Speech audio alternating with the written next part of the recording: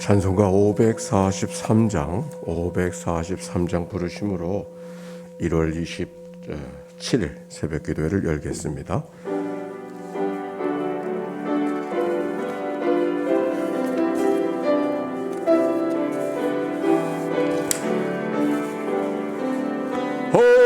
어려운 일 당할 때 나의 믿음 적으나 의지하는 내 주를 더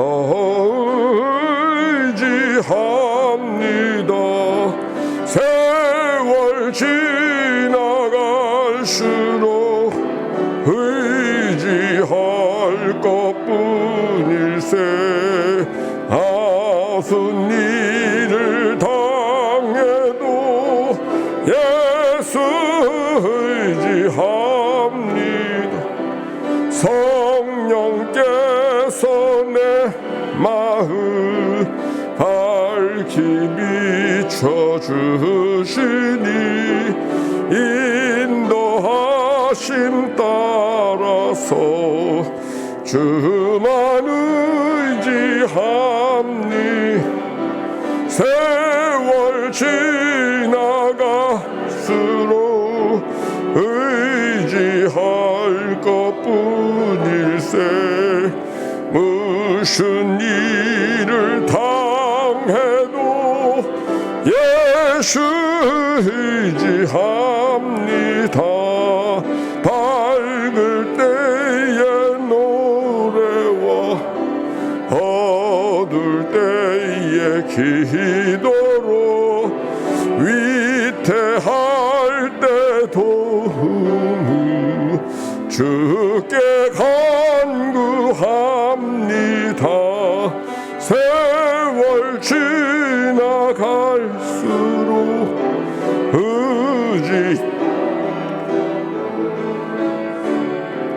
무슨 일을 당해도 예수 의지합니다. 생명이 있을 동안에 예수 의지합니다. 천국 올라가도록 의지할 것뿐일세. 세월 지나갈수록 의지할 것뿐일세. 무슨 일을 당해도 예수 의지합니다. 아침의 기도 공동기도로 하나님께 기도 올려드립니다. 좋으신 하나님, 새로운 하루를 열어주시니 감사합니다. 입을 열어 찬양하고 기도하오니 우리의 예배를 받아주소서. 은혜의 하나님, 생명의 말씀을 허락하시니 감사합니다. 말씀을 의지하여 살게 하시고 주님을 닮아가게 하소서. 자비 하나님 늘 동행하여 주시니 감사합니다. 사랑과 용서의 마음으로 살게 하소서. 언제 어디서나 평화의 도구로 살게 하소서. 가정과 이웃 그리고 일터에 주님의 기쁨이 되게 하소서. 예수 그리스도여, 우리에게 자비를 베푸소서. 예수님의 이름으로 기도합니다. 아멘. 오늘 말씀 창세기 23장입니다. 오늘의 낭독자 홍금표 권사님. 창세기 23장. 사라가 127세를 살았으니 이것이 곧 사라가 누린 햇수라. 사라가 가나안 땅 헤브론 곳 기럇 아르바에서 죽음에 아브라함이 들어가서 사라를 위하여 슬퍼하며 통하다가 그 시신 앞에서 일어나 나가서 헷 족속에게 말하여 이르되 나는 당신들 중에 나그네여 거류하는 자이니 당신들 중에서 내게 매장할 소유지를 주어 내가 나의 죽은 자를 내 앞에서 내어다가 장사하게 하시오. 헷 족속이 아브라함에게 대답하여 이르되 내 주여 들으소서. 당신은 우리 가운데 있는 하나님이 세우신 지도자이시니 우리 묘실 중에서 좋은 곳을 택하여 당신의 죽은 자를 장사하소서. 우리 중에서 자기 묘실에 당신의 죽은 자 장사함을 금할 자가 없으리이다. 아브라함이 일어나 그 땅쯤인 헷 족속을 향하여 몸을 굽히고 그들에게 말하여 이르되 나로 나의 죽은 자를 내 앞에서 내어다가 장사하게 하는 일이 당신들의 뜻일진데 내 말을 듣고 나를 위하여 소알의 아들 에브론에게 구하여 그가 그의 반머리에 있는 그의 막벨라 굴을 내게 주도록 하되 충분한 대가를 받고 그 굴을 내게 주어 당신들 중에서 매장을 소유지가 되게 하기를 원하노라 하며 에브론이 헷 족속 중에 앉아 있더니 그가 헷 족속 곧 성문에 들어온 모든 자가 듣는 데서 아브라함에게 대답하여 이르되 내 주여 그리 마시고 내 말을 들으소서 내가 그 밭을 당신에게 드리고 그 속의 굴도 내가 당신에게 드리되 내가 내 동족 앞에서 당신에게 드리오니 당신의 죽은 자를 장사하소서. 아브라함이 이에 그 땅의 백성 앞에서 몸을 굽히고 그 땅의 백성이 듣는 데서 에브론에게 말하여 이르되 당신이 합당히 여기면 청하건대 내 말을 들으시오. 내가 그 밭값을 당신에게 주리니 당신은 내게서 받으시오. 내가 나의 죽은 자를 거기 장사하겠노라. 에브론이 아브라함에게 대답하여 이르되 내 주여 내 말을 들으소서. 땅값은 은 400세겔이나 그것이 나와 당신 사이에 무슨 문제가 되리이까. 당신의 죽은 자를 장사하소서. 아브라함이 에브론의 말을 따라 에브론이 헷 족속이 듣는 데서 말한 대로 상인이 통용하는 은 400세겔을 달아 에브론에게 주었더니 마므리아 막벨라에 있는 에브론의 밭 곧 그 밭과 거기에 속한 굴과 그 밭과 그 주위에 들린 모든 나무가 성문에 들은 모든 헷 족속이 보는 데서 아브라함의 소유로 확정된지라. 그 후에 아브라함이 그 안에 사라를 가나안 땅 마므리아 막벨라 밭 굴에 장사하였더라. 마므리아는 곧 헤브론이다. 이와 같이 그 밭과 거기에 속한 굴이 헷 족속으로부터 아브라함이 매장할 소유지로 확정되었더라. 아멘. 이는 생명의 말씀입니다. 하나님 감사합니다. 감사합니다. 권사님. 우리 서로 축복합시다. 사랑하고 축복합니다. 강추위가 계속되는데 어떠신지요? 네, 추위를 뚫고 오늘도 새벽을 깨운 모든 이들 반갑습니다. 영상으로 참여하는 이들도 반갑습니다. 네. 자, 오늘 성경의 말씀 창세기 23장의 말씀을 읽어가는데 1절과 2절 봅시다. 시작. 사라가 127세를 살았으니 이것이 곧 사라가 누린 햇수라. 사라가 가나안 땅 헤브론 곧 기르 아르바에서 죽음에 아브라함이 들어가서 사라를 위하여 슬퍼하며 애통하더니. 창세기 23장의 이야기는 사라가 죽은 이야기입니다. 그리고 장사 지낸 이야기입니다. 이게 뭐 이렇게 대단해서 이걸 한 장에 길게 다루고 있나. 아브라함이 아들을 하나님 앞에 제물로 바치러 갔었던 22장의 이야기, 그리고 여호와 일이 하나님을 경험하고 아브라함이 그제서야 믿음의 사람으로 확증되어지고 일컬어지는 사건의 이야기는 22장이 아니라 한 장 더 써도 그것이 참 그럴만한데 23장의 이야기는 그냥 사라가 아브라함도 아니고 사라가 죽은 이야기, 장사 지낸 이야기인데 왜 이렇게 길게 이야기하고 있을까? 사라의 삶이 한 여성의 삶이었는데 그 여성의 삶은 성경은 소중하게 다루고 있다 하는 것을 알게 됩니다. 그러니까 여성은 당시의 세계 속에서는 하나의 소유로 생각되어지던 그런 사회적 환경 속에서도 한 여성의 죽음을 귀하게 길게 다루고 있는 것은 사람을 대하는, 인격을 대하는, 여성을 대하는 성경의 마음, 하나님의 마음, 역사의 마음이 어떠한가 하는 것을 오늘 말씀을 통해서 알게 됩니다. 사라의 삶이 얼마나 소중했는가 하는 얘기는 여기 사라를 위하여 슬퍼하며 애통하다가 그의 죽음을 아쉽게 생각하고 안타깝게 생각하고 슬퍼하고 애통해하고 있는 이 이야기 한 구절 속에 사라의 삶이 얼마나 귀하게 여겨지고 있는가. 사람이 살다 죽는 건 다 죽는 건데 뭐 죽는 게 대단해서 별거인가 이렇게 생각하면 안 되는 이야기가 이 말씀 속에 있는 것이에요. 자, 3절과 4절입니다. 슬퍼하며 애통하다가 시신 앞에서 일어나 나가서 헷 족속에게 말하여 이르되 나는 당신들 중에 나그네요. 우리 4절 같이 합시다. 시작. 나는 당신들 중에 나그네요 거류한 자이니 당신들 중에서 내게 매장할 소유를 주어 내가 나의 죽은 자를 내 앞에서 내어다가 장사하게 하시오. 그렇게 말씀했어요. 여기 해족속이라고 하는 말은 우리가 학교에서 다닐 때 그 역사 속에 히타이트족이라고 하는 걸 배웠죠.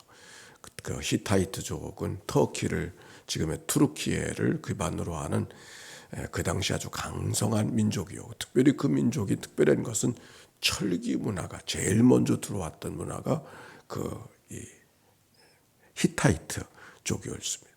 그 히타이트족이 어느 날 갑자기 망해요. 그 망해서 각처로 다 흩어지는데 그 흩어진 사람들이 여기 가나안에 살고 있던 사람으로 등장하는 해족속은 히타이트 족속을 말하는 겁니다.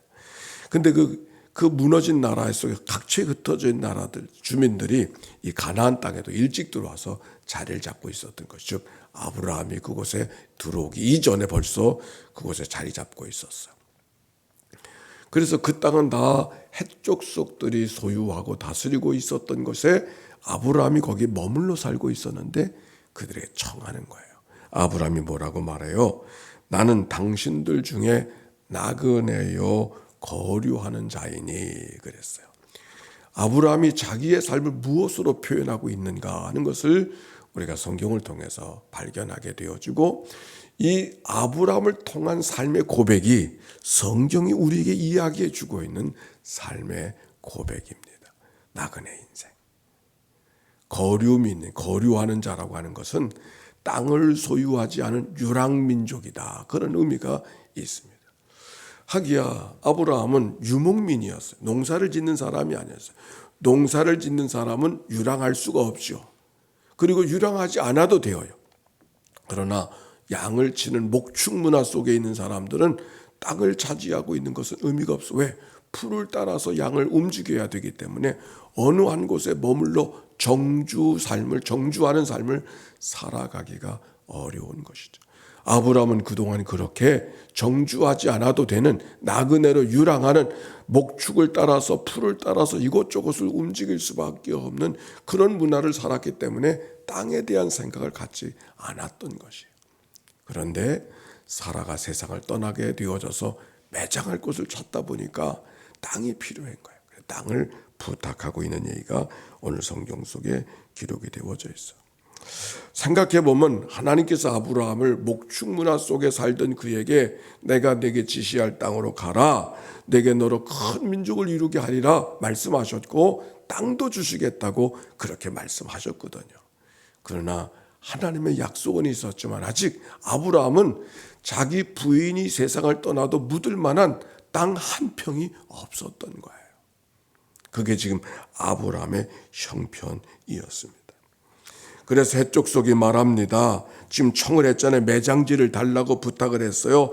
그랬더니 해족속이 아브라함에게 대답하여 이르되 내 주여 들으소서. 당신은 우리 가운데 있는 하나님이 세우신 지도자이시니 우리 묘실 중에서 좋은 것을 택하여 당신의 죽은 자를 장사하게 하소서.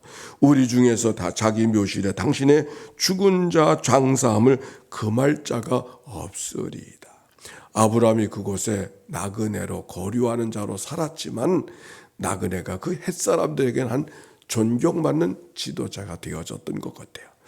내가 묘지할 자리를 달라고 하니까 쓸 수 있으면 좋겠다고 이야기하니까 얼마든지 쓰시라고. 우리 족속들 중에 당신에게 묘지할 자리를 내어주는 것을 금할 자가 아무도 없을 거라.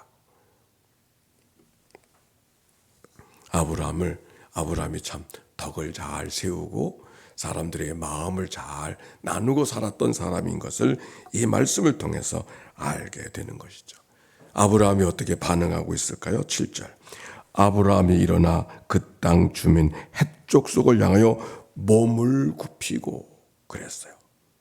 그들에게 말하여 이르되 나로 나의 죽은 자를 내 앞에서 내어다가 장사하게 하는 일을 당신의 뜻일진데 내 말을 듣고 나를 위하여 소알의 아들 에브론에게 구하여 그의 반머리에 있는 그의 막벨라 굴을 내게 주도록 하되 충분히 대가를 받고 그 굴을 내게 주어 당신들 중에서 매장할 소유지가 되게 하기를 원하노라 하며. 감사합니다. 그가 매장지 쓰라고 하니까 이 아브라함이 일어나서 허리를 굽혀 절을 하면서 감사합니다.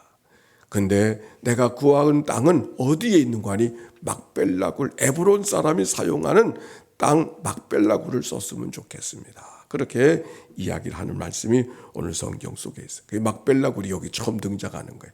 막벨라굴은 아브라함, 사라가 묻혔던 장소고 그것을 처음 샀던 땅이 바로 그 막벨라굴이죠. 막벨라라는 말 속에는 굴이 두 개가 있다. 이중굴이다. 그런 의미가 이 말씀 속에 담겨져 있어요.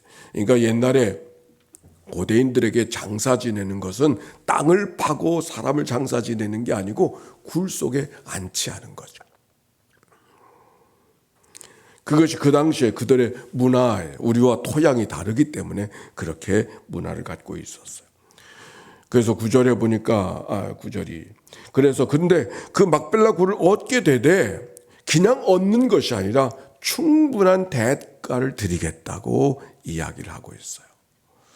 여기서 우리가 중요한 예법, 신앙적 예법을 발견하게 되어지는데 그냥 주겠다고 하는 것인데도 불구하고 그 그냥 주는 것은 호의는 호의대로 받고 받는 것을 당연하게 여기지 아니하고 내가 할 바를 하고 있는 모습이 오늘 여기 성경 속에 기록이 되어져 있어요. 이게 우리가 교회에서 DTS를 할 때 똑같은 신앙의 형식을 갖습니다. 어디를 가든지 호의는 호의대로 받고 떠날 때는 그냥 떠나지 않아요. 꼭 대가를 지불하고 떠나요. 그러나 대가를 놓고서 주고받으며 거래를 하는 건 아니에요. 호의는 호의대로 받고 떠날 때는 받은 호의를 절대로 그냥 권하지 않고 대가를 꼭 지불하고 떠나는 그게 좋은 믿음의 관계예요. 그렇죠? 오늘 성경은 바로 아브라함과 헷족속 간에 호의는 호의대로 받았어요. 난 당신과 같은 그런 호의 받을 필요가 없습니다. 이렇게 말하는 것이야. 대가를 내가 지불하겠습니다. 이런 게 아니고 호의는 호의대로 감사 엎드려 받잖아요. 그러나 나는 그 땅을 그냥 소유하지 않고 오히려 대가를 지불하겠다. 근데 대가를 얼마를 지불하냐면 400세겔. 400세겔은 사람의 몸값이 은 330세겔이죠. 사람의 몸값이 은 330세겔이니까 400세겔은 엄청난 대가를 지불하는 거예요. 싸구려로 마지못해서 대가를 지불하는 그런 것이 아니라 충분한 대가를 지불하고 있는 거예요. 바로 그렇게 이야기하고 있는 모습이 오늘 성경 속에 기록이 되어져 있어요. 그런데 그랬더니 에브론이 10절에 이렇게 말해. 에브론이 헷족속 중에서 앉아있더니 그가 헷족속 그 성문에 들어온 모든 자가 듣는 데서 아브라함에게 대답하여 이르되 내 주여 그리 마시고 내 말을 들으소서. 내가 그 밭을 당신에게 드리고 그 속의 굴도 내가 당신에게 드리되 내가 내 동족 앞에서 당신에게 드리오니 당신의 죽은 자를 장사하소서. 많은 사람들이 지금 증인입니다. 그러므로 내가 당신에게 이렇게 그냥 드리기를 원합니다. 받으소서. 그렇게 에브론이 장작 밭주인이 말하고 있는 거예요. 그 반응을 어떻게 아브라함이 하고 있을까? 12절 같이 읽어봅시다. 시작. 아브라함이 이에 그 땅의 백성 앞에서 몸을 굽히고 그 땅의 백성이 듣는 데서 에브론에게 말하 이르되 당신이 합당히 여기면 청하건대 내 말을 들으시오. 내가 그 밭값을 당신에게 주리니 당신은 내게서 받으시오. 내가 나의 죽은 자를 거기 장사하겠노라. 호의는 호의대로 받고 값은 값대로 지불하는 이 관계 속에서 에브론과 아브라함은 어떤 관계가 맺어졌을까? 아주 특별한 관계가 되는 거예요. 신뢰의 관계. 어떤 경우도 신뢰를 잃어버리지 않는 충분한 관계가 만들어지고 있는 모습.